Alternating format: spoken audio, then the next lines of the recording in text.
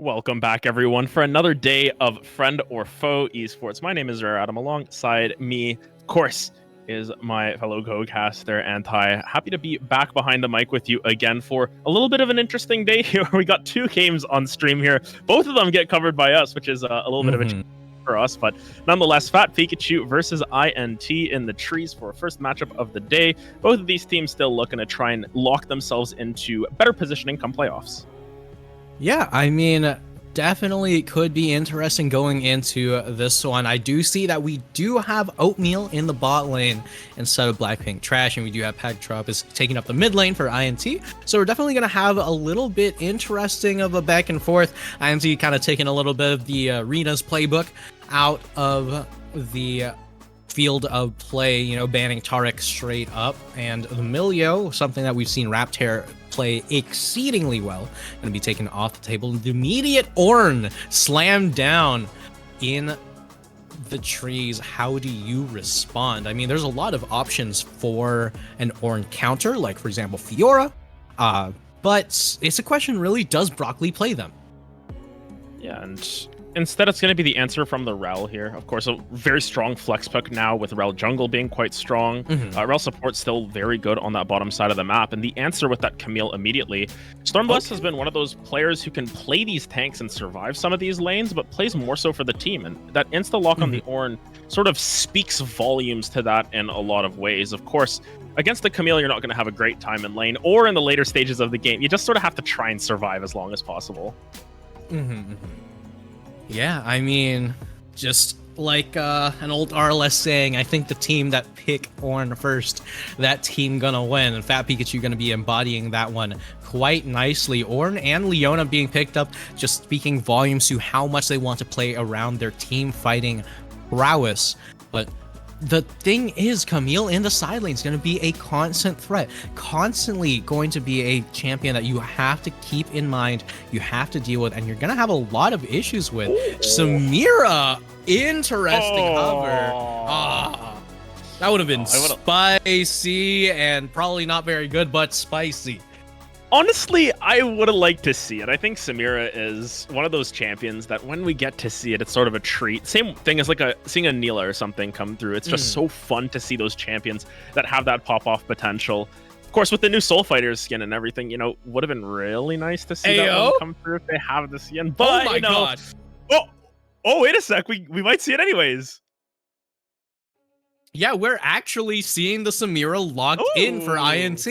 All right, so the reason why I was saying before that it wasn't very good is because, you've got the Camille, you've got the Rel, very, very easy ways how to instantly cancel Samira ulti. Meanwhile, on the side of Fat Pikachu, the only things they have to cancel it are Leona Q, Leona ulti, Ornn knockup, Ornn ulti, Ornn auto attack.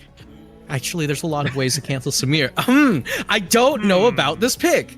That being said, it's very, very good into Xayah because it means that she can't recall her feathers straight through the Samira. So as far as laning prowess goes, it does do very well. I just don't quite know how it's going to work out in the team fights.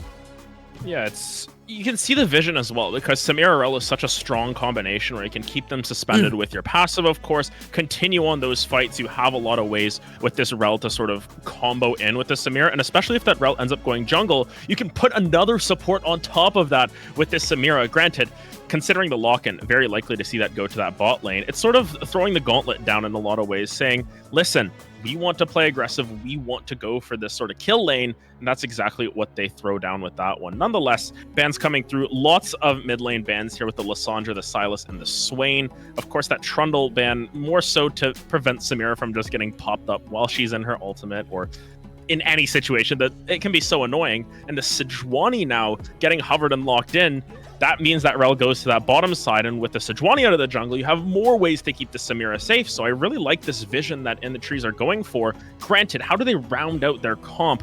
Has to be with something with a lot of magic damage, I want to say at this point, because you're gonna have to try and find a way through that Ornn eventually. And the Leona, they're just basically allowed to stack armor for free with the draft as of right now. Oh, yeah, whoa. All right, okay, hold on, Fiddlesticks. Going to be taken for the side of Fat Pikachu. Kenny Train has to find those flank angles, has to find those ways in here. I'm going to expect to see something like Azir or, Victor, something that has more along the lines of DPS in the mid lane for Pagtropus. But I really want to highlight that, okay, well, Corki, interesting pick, but also very much fulfills the DPS in the mid lane that we were talking about. But that Trundle ban, I just want to talk about this one real quick. The Trundle was the first of the two that they banned. They didn't ban the Lissandra first, they banned the Trundle. And Fat Pikachu, I know it's been a while, but you have to know exactly what's coming when Trundle gets banned. Bo Explode's signature Sejuani is going to be on stage. We have not seen this in a bit, and this man has gotten MVP in the jungle role for so many seasons, and it's largely in part to this Sejuani. Yeah, and I think major things to pull out of this draft overall is that they are playing a little bit more comfortable. And I think this is important to point out because Fat Pikachu, of course, you see their record at 9-4. They started out on a rapid start to this season. I believe they started 6-0, 6-1, something like that. They were off to the races. In the trees on the other side, they've been a little bit of a slow starter here. I believe they started the season, 1-6 as well. So there's a lot of weight that gets held on this game here as well, not only for the standings implications, but also to sort of break the trends of recent in the trees. Have won several games in a row at this point, whereas Fat Pikachu on a little bit of a losing streak on their own. So how will they bounce back? How will they get themselves back into the driver's seat to control their own destiny? Because of course, with this league being down to 9 teams, with Pandas with hats, of course, not really playing a whole lot of games due to forfeits, you've got a pretty small playoff picture. And considering both of these teams are playing out all their games, you need to win all of your games that you're playing. That's what's important at this point. You want to try and convert and get yourself the best seeding possible. Of course, at this point, everyone's chasing Art of War Esports. We'll have to keep our eyes on how they turn out as well. But nonetheless, after that, you still want to get that second bye as soon as possible. After playing last year, I know how difficult it can be to have to play through that gauntlet. And hey, sometimes you win the championship off of that as well. But nonetheless, we should be heading into game shortly here. Fat Pikachu versus In the Trees. It's a little bit of a fun draft. I really like to see some of these unique champions come out, though. Yeah, I mean, we have the essential DPS mages mid going to be going at it, and that alone is already super interesting to see. We don't necessarily see that too much. Usually it's stuff like, Victor, the Azir, right? Stuff that they do DPS, but they just do things differently, per se, right? Meanwhile, we do have Bo Explode's signature Sejuani taking the Rift here, which means that we're probably going to be seeing a decent amount of attention in the top side. You could also pivot towards making some plays with the Rel, but that Camille is likely going to be getting a decent amount of attention from this Sedge. Yeah, I think major thing is, especially when you have a melee laner with a Sejuani, you can really combo that down extra efficiently. You want to start those fights off with a little bit more of a bang. You can get that crowd control down into Stormbless earlier. And especially this Fiddlesticks who wants to farm until 6, doesn't really want to look for these early ganks. You have to be a little bit more mindful of the fact that your top side of the map is most likely going to, or it is going to be losing if everything goes to plan. This bot lane has the potential to sort of explode as well. So Kenny needs to adapt. That's the important word for me here. Adapt to what is going on the map. You can't just default and farm till 6 and hope that your map's in a good spot, because likely, I won't say it's guaranteed to happen, but likely it will not be in a great spot once that happens, especially if Bo Explode is as aggressive on the Sejuani as they have been in the past. Nonetheless, early starts here, just going to be Fiddlesticks going for that leashless, and that gives a little bit of lane priority over to Oatmeal and Raptera on the bottom side to at least get themselves into lane early, feel out what they want to do on that bot side. Yeah, I mean, they're likely going to be going for some kind of cheesy thing with the Exhaust Ignite that we have seen from Oatmeal and Raptor. But, you're saying that Kenny had to adapt, and Kenny did end up taking Cleanse in this game, right? And that's so important for Samira, right? You cannot be the one getting CC'd up. You're the damage. You are the resets. You are, essentially what a large part of this game hinges on. Your team lives and dies by your resets. Meanwhile, in the top lane, you see a decent amount of damage going on back and forth between Broccoli and Stormbless, gonna try to soften up each other before their junglers can make their way all the way into top. Kenny Train, on the other hand, going to be pathing towards this bot side, so it's really just all about how much damage can Broccoli get onto Stormbless to make him vulnerable by the time Bo Explode gets up here. Yeah, and I foresee a little bit of a problem in this game, not from the gameplay standpoint or anything. We have Kenny Train and Kenny Hammerspike in the same game. So if we try and reference Kenny, we're just no. Well, congratulations, y'all are now Train and Hammer. Yeah, Train and Hammer are going to be the monikers for today. Nonetheless, you can see that already Broccoli has that control over this top side of the map. Stormblast forced to use that Bellows Breath every single time on the hookshot wall dive, but it just means that Stormblast is taking so much damage, not only from the minions, but also from this Camille, leads to Brock, potentially looking for a cheetah recall, deep ward, lots of map control on this top side of the map. And as we mentioned, for Train here, they're just going for this full clear. They aren't really adapting very much. And this gives W6D2 the potential to go for a lane gank. Granted, it seems as if Stormbless is just going to dodge the storm by getting out of here. Yeah, I mean, it's definitely... Oh, wait, hold on. We just take a quick look in the top lane. That back was just canceled for a decent bit, but W6D2's not going to be committing for too much longer. Just going to be hopping on out of there.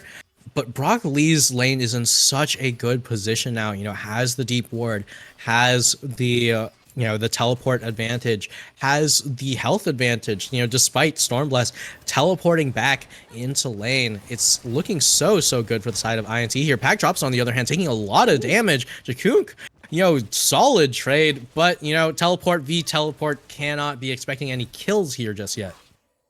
Yeah, honestly, good stuff coming through from Jakunk to continue putting that pressure in the mid lane. Make sure that this Corki isn't just able to get to that late game stage earlier than usual here.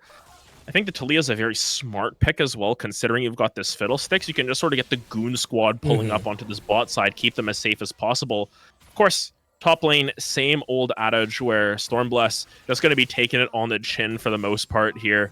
Brock Lee hasn't reset, though, so...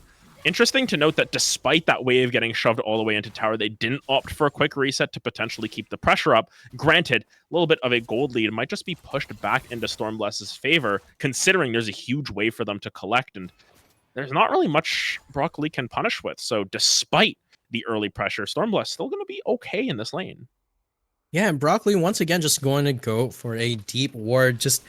not quite able to catch Kenny Train on any of these wards, but they just know where Kenny Train isn't, right? So the more that Train just continues to farm up, the better it's going to be looking for Fat Pikachu. As if you can get Fiddle to level 6 in a very stable fashion, then this champion can do quite a lot of work, just like how He Who Stops is going straight in right now. Yeah, it's Hammer Spike taking a decent amount of damage. It's Slops who's on the worst side of this. Great flash forward from Oatmeal to clear that one up. Look at the damage going down onto Hammer Spike as well. It's first blood on this bottom side of the map for Fat Pikachu, despite the absence of Blackpink Trash here. It seems as if their strength in the bot lane continues, as it's a first blood for them, and they've transitioned that right over to Dragon. Yeah, and... honestly, the bot lane has always been such a shining factor for the side of Fat Pikachu, and right now, Oatmeal has some pretty big shoes to fill, but, Brock Lee trying to stomp down on Stormbless to make sure that it's going to be very, very difficult to get on out of here. Level 6 inbound, but so many stuns. There's one stun, there's two stuns. Brock Lee not committing the ulti just yet until the very end. Ulti available for Stormbless, but not going to burn it. Just going to go down. A kill for the Camille could be disastrous, as this Camille still hasn't backed. Yeah, just an average Camille versus Ornn top lane fight with a little bit of help from Bow Explode, where, of course, the Ornn doesn't really have many legs to stand on there. Doesn't have the scissor legs at the very least, so unfortunately just falls as expected. But this is a nice little counter from Bow now. They're sort of splitting up this map vertically, and Kenny Train, very close to that level 6 mark, is looking to focus on that bottom side of the map. You can see this map has sort of divided vertically now, and I like this a lot better out of Fat Pikachu, because Sejuani being on this top side of the map is expected. Ornn will still Ornn at the end of the day. Of course, Kenny trying to get that level 6 as soon as possible, now facing a little bit of resistance. Unfortunately for Train, Hammer Spike is the first one to 6. Does not have all those combat tools necessary. Nonetheless, Train will just get out of there. Jakunk, though, waiting for Bow Explode. This is a level 6 Sejuani. You've got to be very careful about this fight as well. Will just use that Arctic Assault over the wall.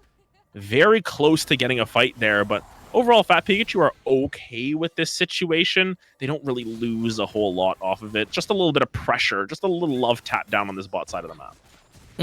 Right, you see a few of the jungle camps going over to the side of Train there, but Hammer Spike gonna be able to get in there just in time to deny the level 6 from the Fiddlesticks, and with that fully completed magical boots, right, it's gonna be very difficult for the side of Kenny Train to really make use of these until you finally have. Oh my lord, we got some cheese going on down here.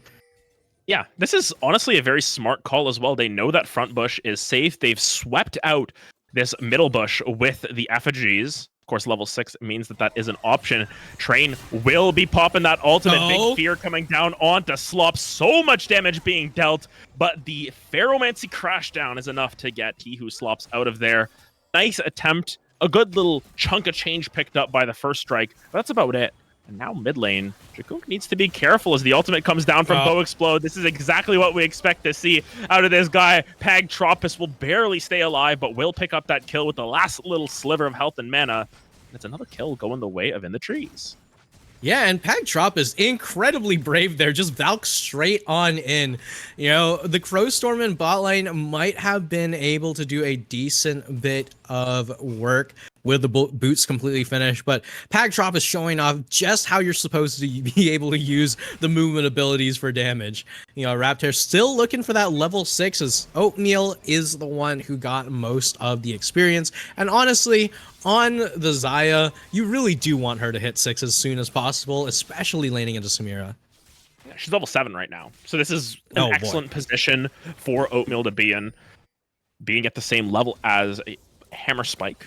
Raptor just a couple of minions away as well, should be able to collect that up rather soon. But nonetheless, you can see that there's still a lot of focus on this top side of the map from Bow. And it's interesting because at this point, the Ornn sort of just exists. Granted, there was a flash blown about a minute ago that we must have missed here. And there's just really not a whole lot the Ornn can do. Stormblast is just chilling here, waiting for that later stage. And I think a major factor behind Ornn is that not only can Ornn be that big front line for your team, also just is an inherent buff. You get 5,000 gold worth of stats off of Ornn items just by existing in the game and by being in a lane and actually playing the game. Like, the only way that you miss out on Ornn augments and stuff is by being AFK. Essentially, yes. I mean, like, Ornn as a champion is just so good if your team's looking to play the scaling game. And as stable as this early game is, right, you know, this game is honestly hanging on a knife's edge. It has so much potential, just instantly explode the moment that Samira gets a single kill. The moment that the Valkyrie, that the package Valkyrie comes on to play for Pagtropus. Like, this game could turn out incredibly messy, but we're keeping it as stable as possible, and Fat Pikachu are so happy about that, because as long as you can get Stormblast to that ever important level 13, then he can start stacking up those Ornn augments. Yeah, and just sort of give that extra little boost to the gold economy. It doesn't quite show on the graph. Nonetheless, Raptor in a little bit of a pickle here. Great ultimate coming down. 3 fears coming down. Here comes the wall as well. And unfortunately, there is no flourish to come through from the Samira. It's 2 kills picked up by Jakunk there. On the back end of this, the package is used to escape. Unfortunately, it is a flight directly out of Dragon area. Couple of kills picked up here. 3 kills actually picked up by the side of Fat Pikachu, as well as the second dragon for themselves. Excellent fight for them. Yeah, and Pagtropus gonna be taken out by Jakunk on the back line.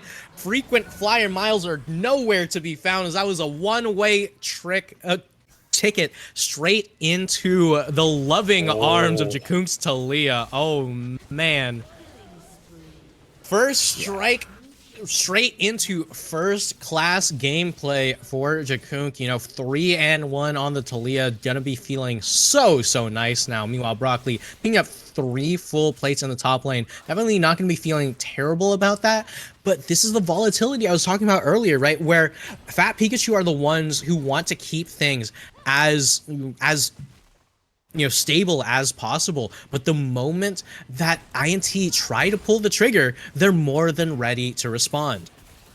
Yeah, now teleport actually on the bottom side of the map. Bo doesn't have that ultimate available, but it's going to be Samira's Style and Flare coming down, trying to find another one. Hammer Spike will be able to collect Raptor. They're trying to look for a dive here. Hammer Spike going again for a second ultimate. It's a double kill picked up. Will not be able to pick up that third. Kenny Train will stay alive for the time being. Both Kennys will live to see another day. Well, it is a rather strong fight on that bottom side of the map. It was a lot of investment used. The teleport, I believe, down from Pagtropus to try and make that happen. does mean that Jakunk able to find that reset, find an extra plate in the mid lane, but it's a good answer from INT, taking advantage of their timers to find some kills on the bottom side and get Hammer Spike come to gold.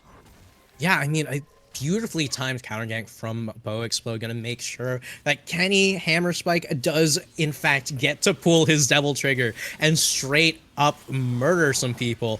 And meanwhile, right now in the top lane, Brock Lee just doing so much damage to Stormblast. The ultimate fully committed here. One more Q will do it. A flash forward committed, and the tower is surely going to be going down after that one. As hold on, let's just take a quick look in this mid lane here, as Oatmeal might be in a little bit of trouble. Kenny Hammer Spike walking up a little bit far, but oh my lord, I was saying the tower was going down, but Kenny Train not wanting to let that one happen. Bo's on his way. Brock Lee should not be able to get out of here, but oh my goodness, Brock Lee gonna be able to escape with their life. Bo, Hammer Spike, and He Who Slops are going to be there to answer the beck and call in time. Of course, that doesn't mean the mid lane is now open. And Oatmeal should be able to collect first tower for themselves as well. Unless the rest of the team starts coming around once again. No bot lane tower will be taken now as they move their talents down to the bottom lane. And with Jakunk already there, that might be the first tower to fall. It is a macro, I don't want to call it a masterclass. It's just a class. It's one of those classes that you take and you're like, do I really want to take this? It is like an elective course. I'm taking this to boost my grades.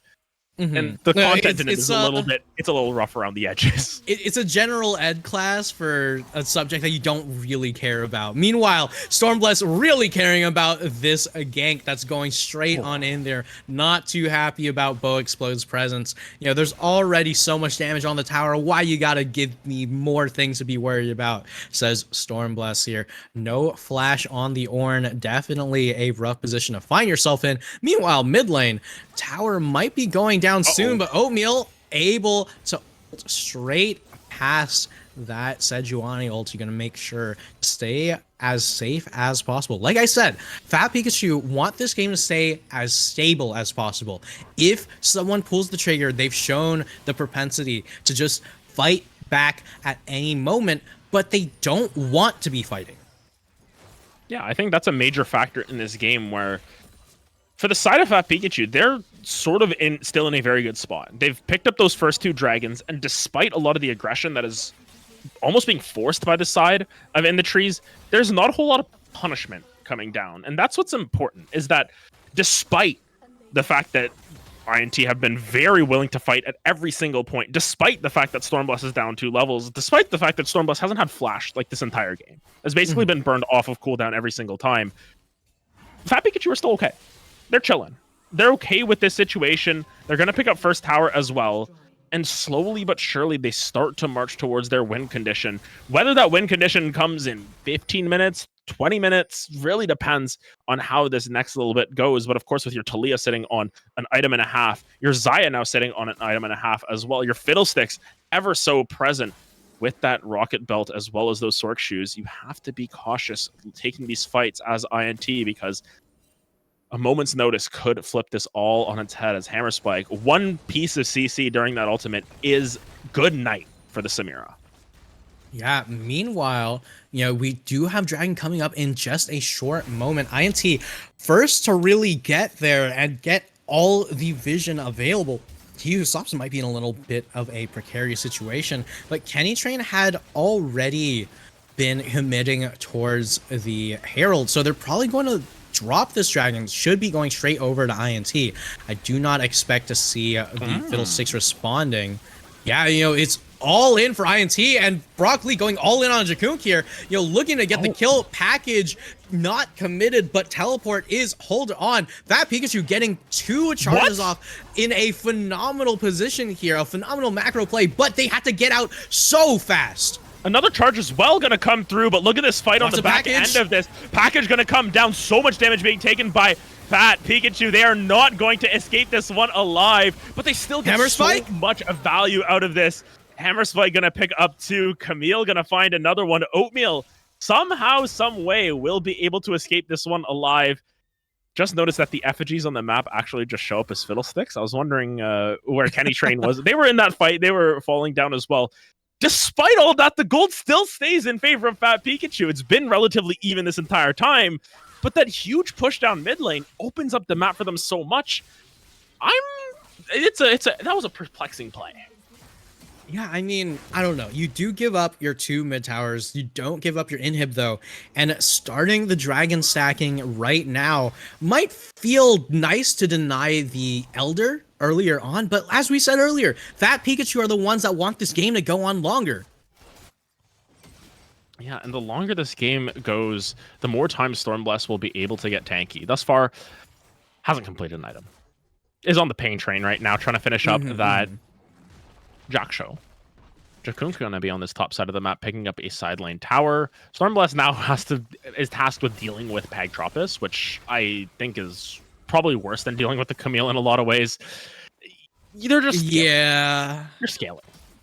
Yeah, you're definitely scaling, but they have to stick Stormblast in a lane that he can just, you know, sit back and hold on to the minion wave, you know, hold on to the experience, because it really doesn't matter how much, you know, gold Stormblast gets. It really matters of the experience. And right now, Jakunk doing a lot of damage to Broccoli. Hold on, so much gold inbound, 600 straight over to Jakunk, right in the Talia's pockets. Throw another rock, she will, and the house will fall, glass or not. And just a little bit of a late reaction coming through from the side of INT. Chemtrain going to be able to steal away those Krugs as well. Now some more pressure on this top side of the map makes it so much more difficult for Pagtropus to just stay on this bottom side of the map with that clear mind. You want to have your Corki in these fights because Corki provides so much damage, and now just pushing down a tier 2 fully on vision is the side of INT, but a great ultimate from the Sejuani going to come through. So much damage being dealt by Oatmeal, pulls the feathers back, but it's not quite enough. Kenny Train taking a lot of damage on the backside of this. Hammer Spike is taking so much damage as well. Will be taken down, but gets 2 for their troubles. Bow Explode now in a world of hurt. This isn't the tankiest Sejuani with that Mikhail second item, but a nice little wall dive coming through onto Jakunk. Jakunk will fall as well, but it's a double kill going back the opposite way. Broccoli trying to survive, and I believe they should be able to. Stormblast is the only one left alive. It's an ace picked up on the top side of the map. A triple kill picked up for Broccoli, 900. And once again, despite the fight going the way of INT, Fat Pikachu still end up with this gold lead. And a lot of that is because of the shutdown that was picked up on Broccoli to open it up. Yeah, I mean, they might have this gold lead, but a lot of that gold lead is standing gold, right? You know, you're going to pick up this tower in the top lane. You're eventually going to be able to pick up the mid lane tower, and that gold lead is getting demolished. You know, right now it's going to be a very, very slight gold lead for the side of INT, but this is essentially a non-factor at this point. The moment you see Hammer Spike just spinning around the enemy team with a circle of death, you know, that's going to be the battle of the Kennys, right? You know, circle of death versus circle of death. Who's going to have the better circle? I don't know, right? But for the time being, this is when Samira really excels, right? Right in the mid game, where those lethality items get the most value, and you can just do so much damage with them, especially into a team where very few players are actually tanky. Yeah, and you can see the, oh my goodness, look at the damage taken by Slops though. Taken down to 400 HP, but it might have been an overinvestment from either one of these sides. The Crow Storm, Kenny on Kenny violence here is Train able to deal so much damage. Raptor, fruitless, going all the way in, but the backline is getting dove by Broccoli once again. Jakunk will go golden and at least extend this fight out a little bit longer. Do you want to go back in for that? Broccoli will be taken down as Raptor is finally removed from play as well. INT keep winning these fights. And just barely at that this time around, you can finally see how much damage this Fiddlesticks can do. Yeah, I mean, like you said earlier, Kenny on Kenny violence, just so much damage coming out from both of these death circles, right? But right now it's just going to be Bow Explode picking up this dragon. There's essentially zero chance of Stormblast stealing. Like, this is the FOF classic, right? You know, my opponent is doing the dragon. I have nothing I can do on the map. Might as well just sit here and watch. Meanwhile, Jakunk has, you know, been so instrumental in all of these fights. You know, that's the second time that Broccoli has given over a 600 gold shutdown to Jakunk here. You know, that every single one of these kills is just so important for the side of Fat Pikachu. 11,000 gold on that Talia, right? You know, this Talia is going to be doing so much damage. And honestly, my question now is, what exactly is Jakunk finishing up, right? I think it's looking like a Deathfire grasp, honestly. I wish. I'm pretty sure it's going to be Zanya's first here, especially considering the use of that stopwatch in the last fight would lead me to believe that. Of course, picking up that rod just for the additional bit of damage. You don't really care about the Seeker's Arm Guard all that much at this point, especially considering you're not laning very often against Brock Lee or Kenny Hammerspike. Granted, as this game progresses, you can see Stormbless, and if we can hover Stormbless as well to check out that experience, we'll get back to that in a little bit, as a couple of love taps, a lot of love taps coming through from Jakunk in that mid lane. I want to check on Stormbless's experience. Yeah, about halfway to level 13, so finally approaching that point where they will upgrade Jackshow the Protean to the Unspoken Parasite. And that is when this game starts to get so much more challenging for the side of INT. Because all of a sudden, the item slots, you look at them and you're like, oh no, we're even on items. No, you're not. There's an Ornn item on the opposite side. Stormbless, though, not at that point yet. Still taking a lot of damage from Brock Lee. Yeah, and there is that Zanya's complete that you were talking about earlier on Jakunk. Gonna be even harder for Brock Lee to dive onto here. And, you know, Fat Pikachu have done a phenomenal job at keeping this mid tower open, this mid tower alive. Jakunk knows they're all in there and going to be able to do so much damage. Oh my lord, no magic pen needed just yet. You know, all of it just going to be flat penetration, no percent pen. And this Talia already does so much damage. Talia notoriously bad at, you know, doing Baron DPS because of the way how the circles, you know, the worst ground really stacks up. But if you're able to play interference, you know, it should be so difficult for Bo Explode to get on in. Big stun, not enough to do it just yet, but there it is for Kenny Train. But watch the package. Yeah, package into that backline. Peg Trop is doing so much damage to the backline. Here comes Broccoli as well. Jakunk will go golden, but no chance of survival here. Stormbless with the Ornhorn. Far too late. At the very least, it will keep a Kenny Train alive. All of a sudden, yeah, you just got to get out of there if you're Stormbless. Despite the Baron going over to the side of Fat Pikachu, the gold lead finally flips over to INT as they pick up 3 kills on the outset of the fight. That standing gold you were mentioning going to be collected as they continue to push down mid lane. And Kenny Train and Stormbless aren't really equipped to find anything else on the back end of this. Kenny Train will go in with that Crow Storm. Lots of damage. Kenny Hammerspike taken out of the fight as well. He Who Slaps is going to be taken as well. And Brock Lee taking some tower shots on the way out. A great defense at the final hour for Kenny Train there on this tier 2 tower. It still goes down. Never mind. Yeah, it was cool. A phenomenal defense. I mean, it does end up going down in the end, but watch the angle of this Crow Storm here, as INT had no idea. You know, they're walking over to try to get a single ward down, and here it is. Over 3 members of INT. Bo Explode just barely able to get on out, but the double kill for Kenny Train going to take out the bot lane of INT means that they can't push for an inhib. They might have dropped the tower, but like the King of Sparta, Leonidas, they are able to keep their countrymen alive for another day. Now, once again, this game gets back to within 1,000 gold, and this is where the Ornn items that we've talked about so much throughout this game become more important. Because of that gold lead, while it may show as 1,000 for the side of INT, realistically, it's actually 1,000 for the side of Fat Pikachu. Does it matter that much at this point? No, absolutely not. It just shows how much value it can give. With the Typhoon now complete on Oatmeal, upgraded Gale Force, you have that extra little bit of damage to try and shut down some of these fights. Interesting note, didn't give the first item over to Jakunk here, despite Jakunk having far better of a performance thus far. Might have just been, you know, whoever was closer.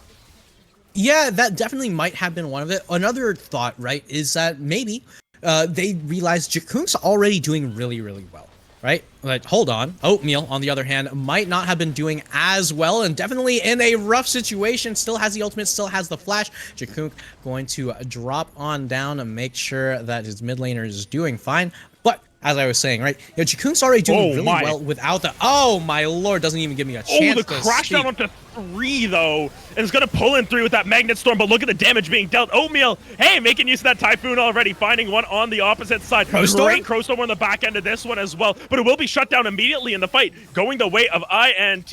Oatmeal trying to stay alive. Will be flashing forward, looking for Pagtropus to at least even out the fight. But it's a triple kill for the Corki. And meanwhile, mid lane, Brock Lee is just being a pest to Stormbless. And that will mean that once again, another dragon to the side of INT, their 3rd consecutive dragon. This is starting to get a little bit out of hand as Fat Pikachu, their late game win condition window is starting to close because they might not make it that far. Yeah, I mean, one thing to note about the Cloud Soul, right? Cloud Soul itself, honestly, not that crazy. Like, it's particularly good on a few champions. But the Cloud Dragon, being able to stack up 4 Cloud Dragons would be absolutely disastrous for the side of Fat Pikachu. Because even with 3 of them, INT are able to get across the map so unbelievably fast. That's 21% move speed. Just to walk around the entirety of the map. How do you rotate around this? Like, there's always going to be 5 members that you're going to have to deal with. And on the side of INT, you have Kenny Hammerspike finishing that 3rd item, that shield bow, right? You know, there's so much survivability and damage for the side of this Samira. And look at that, 385. Just walking around, doing whatever you want, and once you're out of combat, 456. Jesus Cristo, Dios mío. Zooming. That is insane. They got the zoomies. There's no Yumi. They still got the zoomies. That's what's important for them. They can just keep running around this map, and if they are to get that last one as well, it's what, 28% out of combat movement speed. It's ridiculous. You're just running everywhere. You're fast. And you've got this Rel who gives you movement speed as well. Rotations are the biggest key here because all of a sudden your macro game starts to break down. A rotation that's 3 to 4 seconds faster catches teams off guard. You're not ready for it. And you have to now play around that if you're the side of Fat Pikachu. Of course, now with the Leandra's Lament complete on Jakunk, a little bit more damage to be supplanted by that Talia. Nonetheless, it just feels as if the early game was going the way of Fat Pikachu, and now the wheels are coming off the bus. And that's interesting considering the team comps that have been laid before us. Granted, level 16 on Fiddlesticks, approaching that point where the Crow Storm does even more damage. As if it needed any more damage on top of it, will start to absolutely shred everyone. And no one's going to be living through that Crow Storm if they stay in it for the full duration. But we look towards this Baron coming up in about a minute. Dragon spawning in 3 minutes. That will be Soul for the side of INT. Just sort of waiting for the next instance of fighting here. I mean, honestly, the biggest thing that I'm waiting for is Stormbless needs to finish an Abyssal Mask. That would do so much work for the side of Fat Pikachu. And the ability to just reduce the amount of magic resist on the enemy team is always going to be so high value. Yeah, and especially considering you've got 2 heavy magic damage dealers in your Fiddlesticks and your Talia, might not be the worst idea to go for that. Of course, Force of Nature going to be picked up first just to sort of survive. Gives you those extra little stats, but even still, doesn't do anything against Brock Lee, who is chasing down Stormbless each and every time. Honestly, something I would have liked to see over the Force of Nature would have been a Warmogs. You go in, you push in your wave, you take all the damage from Brock Lee, you escape, and then you just heal back up. And that might have been the angle to look for. It's an incredible item on Ornn into some of these split pushers, because now watch the Baron have to try and sit here with half HP while the Baron is going down. No opportunity to teleport in. Granted, the presence alone of 4 Fat Pikachus is going to be enough to back him off.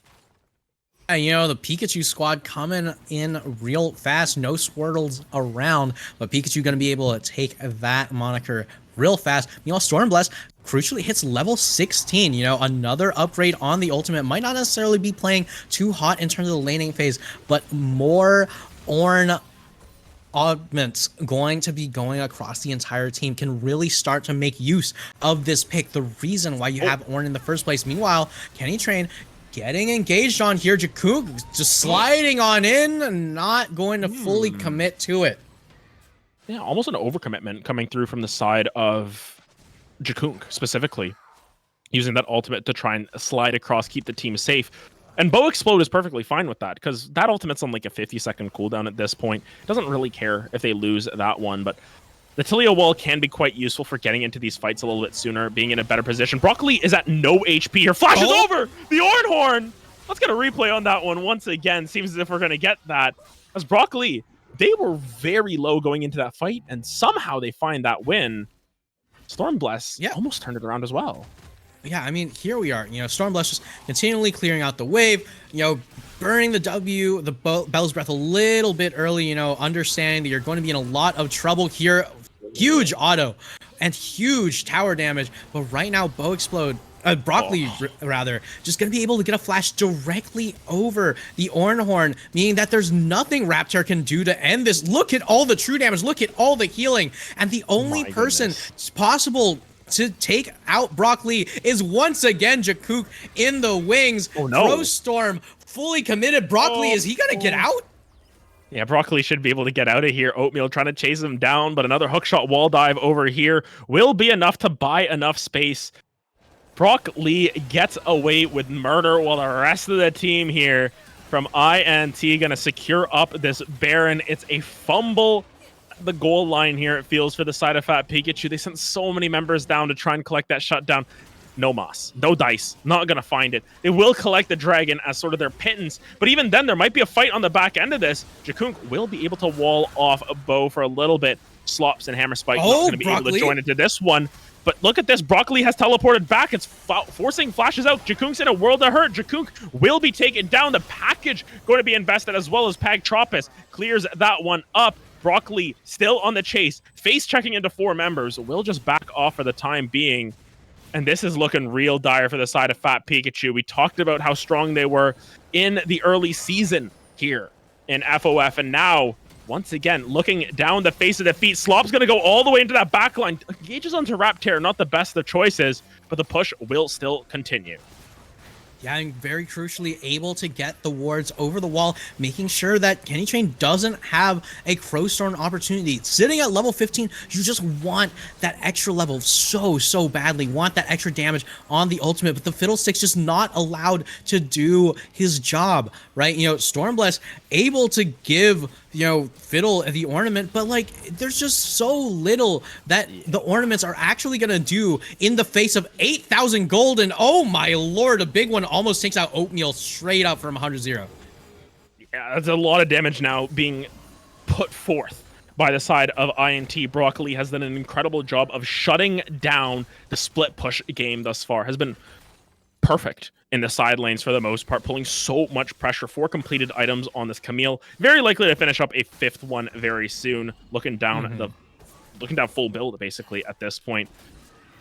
And it just seems as if for the side of Fat Pikachu, their game plan, it worked on paper, but in execution, it just sort of fell apart once again. Yeah, I mean, you can see that Fat Pikachu just continually are trying their best to find their way back in, and they definitely can, right? You know, you do have the Ornhorn, you do have the Crowstorm, you do have the Solar Flare. There's so many opportunities you can use to get back into this game, but INT just aren't giving it to them. You know, anytime that you see Kenny Train coming in with a Circle of Death, they respond with their own Circle of Death, with Kenny Hammerspike, with their own Kenny, actually. But it's just so difficult for the side of Fat Pikachu to get back in, despite having all the tools available for it. And this push just going to continue forth slowly but surely. The side of Fat Pikachu watch as their hopes and dreams dissipate here. Broccoli going to force out that Zonya's and an Ornhorn for effectively nothing. Was able to hookshot wall dive out of there. It's another tier 2 taken on the top side of the map. Going for the completionist category of this game. Take every single tower you can. Are the side of INT. Hammerspike taking a boatload of damage, though. Not going to be able to follow up on that one, though. No angle for Oatmeal or Kenny Train to get into that back line. And look at the damage from these rockets. Half of Oatmeal's health removed from play immediately. Yeah, I mean, it's so difficult for the side of Fat Pikachu just really hold up against this, right? You know, Jakunk has hit level 18. You know, you're about to hit your full build, but like, you're really not going to be getting much stronger at this point. Meanwhile, you know, INT, they're a lot of their members have already hit their full bills, but they still have that one final slot left. You know, they're not nearly as far ahead as Jakunk. You know, Pagdrop is the only one really to match in terms of that damage. Yes, and the gold lead that we talked about for this entire game not being that relevant is now quite relevant, because it is the difference between full items and components. And this is where we want to see the side of Fat Pikachu make their last stand, hold the last bastion at that, hold the line against this push from in the trees, because quite literally it seems as if they came out of the trees and right into their base with how well Broccoli has been opening up this map. You can see the jungle is dark here. Oh, yeah. Both of these teams in a lot of ways. Just not a whole lot of vision held on either side. In that case, where you don't have vision control for the side of Fat Pikachu, you might just be face checking right into the full team. Bo is tanky enough that they just don't care. And you can see it right here. There's multiple members now pulling up here. All 5 members of In the Trees are going to be present in this fight with the teleport coming down. Great Feather Storm, though. The Crow Storm is removed. Just immediately, no chance at survival, and now it's 1, 2, 3 members falling. The GA will be procced, but there's no way out for Oatmeal here. 1-2 Oatmeal gets taken down, turned into gruel, and the rest of the team will fall soon after. Jakunk pulled back by the Magnet Storm. Stormblast, the last one to stay alive to tell the tale. It is an ace in the base for In the Trees, and they secure themselves another victory to bring themselves back to 500. Yeah, and just like that, at 7-7, INT gonna be finally evening up that score despite having such a huge amount of success recently. I'd love to see INT get only stronger from here. You know, they're really looking to chase after AWE at this point, and if INT show up looking like this, it could be completely doable. This team's doing so well. And of course, at the end of all of this game, Fat Pikachu once again taking another loss, and this is starting to get a little bit rough for them. Formerly the first seed in our tournament, now sort of falling down the ranks, showing that they are mortal, showing that they do bleed. It is something that we have to keep in mind as a storyline, especially come playoffs, because I don't know the full math on it, but effectively Fat Pikachu should be pretty locked in for playoffs at this point. This is showing that they can bleed, they can fall to some of these teams, especially those who might have had a worse start to this season. Power rankings are going to have a field day with this one. That's all I know. They're going to look at this game and say, oh man, we've got to turn things on their head. But nonetheless, I believe that is it for this game. We'll get ourselves set up for our final game of the night here. When we have that, we will be with, let me pull up OVS versus Arvor Esports. Oh, baby.